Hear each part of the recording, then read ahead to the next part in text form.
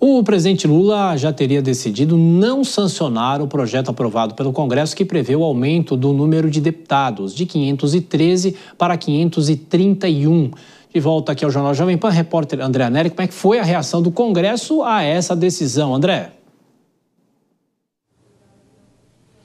O Congresso espera não depender do presidente Lula, viu, Tiago? Ele que vai evitar sancionar o aumento de deputados de 513 para 531, para que a medida não afete ainda mais a popularidade do governo. As 18 novas cadeiras na Câmara foram aprovadas pelo Congresso, mesmo diante de 76% da opinião pública contrária ao aumento de deputados. Esse percentual, de acordo com pesquisa feita pelo Datafolha, aumento esse de deputados que representa também aumento de despesas. A própria mesa diretora da Câmara calcula um custo de 65 milhões de reais por ano.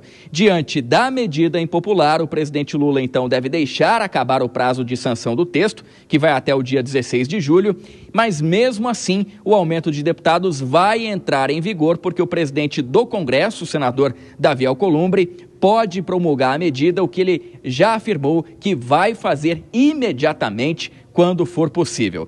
A gente relembra que esse aumento de deputados ele foi provocado por uma determinação do STF para que as vagas na Câmara fossem distribuídas com base na proporção de deputados de cada estado. Mas essa determinação judicial dizia apenas para redistribuir as vagas e não obrigava o aumento, como foi decidido pelo Congresso. Tem o presidente Lula como contrário, mas mesmo assim, Davi Alcolumbre vai acabar colocando em prática essa medida. Tiago. É isso. André Anelli, então, trazendo essas informações sobre o aumento do número de parlamentares na Câmara, até daqui a pouco.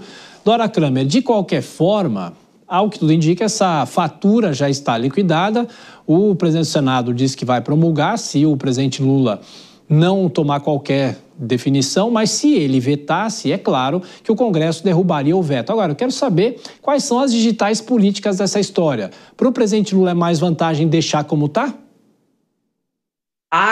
Ele tomou a decisão do ponto de vista dele mais correta, porque vetando ele ia, claro, o veto ia ser derrubado, ainda criava mais um probleminha ali com o Congresso. Se ele sancionasse, é isso que o André trouxe para a gente. Ele estaria indo contra a posição que o governo já tinha externado durante a tramitação e também contra a maioria da população que não queria. Então, ao deixar para o Davi Alcolumbre, porque o Davi Alcolumbre não vai só promulgar, né? Ele garantiu a vitória no Senado, porque ele deixou a presidência, saiu da mesa, foi para o plenário, votou e deu 41 votos. Se ele não tivesse votado, o quórum não teria alcançado e a medida não teria passado. Portanto, o Davi Alcolumbre é mais do que o promulgador, foi o garantidor. Se você perguntou em digital, menino, não é nem impressão digital, né? Ali um carimbaço na testa. O Davi Alcolumbre é o maior carimbador desse aumento de deputados.